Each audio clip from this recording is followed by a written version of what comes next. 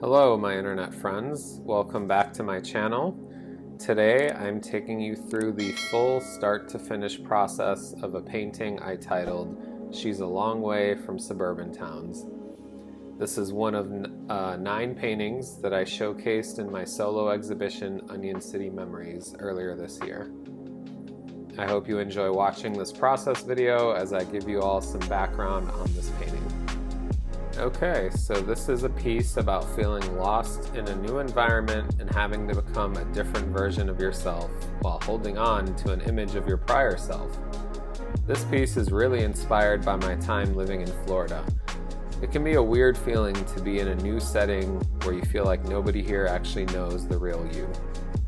I'm sure other transplants resonate with this. You move to a new city for a new job or an opportunity, and it's exciting at first, but then you just start to feel like an outsider. It could be lonely. It makes you start to question what or who is the real you anyway. I found that every time I would take a trip home to Chicago, I would feel recharged and reminded of myself, or my real self if you will, when surrounded by people that I grew up with. If you've been following my work for a while, you'll know that I use original characters to express what I'm going through, and with that there is almost always a parallel between what I am going through and what my subject is going through. In the case of this painting, I have my character Mona here in both her wolf form and human form. The wolf form is more finished, while her human portrait is merely a rough sketch. I did this on purpose, and I did it to represent how she became a wolf in a new environment and she's holding on to a memory of her prior self. She must navigate in this new environment as a very different version of herself, surrounded by new forms of negative energy that only know her current form. I also named this piece She's a Long Way from Suburban Towns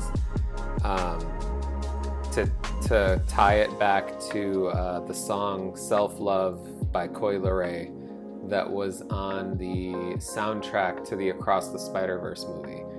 I remember that song very vividly because it played when Spider-Gwen was kind of, going through her ups and downs and just having a hard time being Spider-Gwen and balancing her identity as Spider-Gwen and her identity as Gwen with both her dad and her friends, and just dealing with the ups and downs of having a dual identity. With that said, if you're still watching, let me know what you guys think of this painting. Did you get the same feeling from it, or did it spark something else within you? Did it spark anything at all? Tell me in the comments.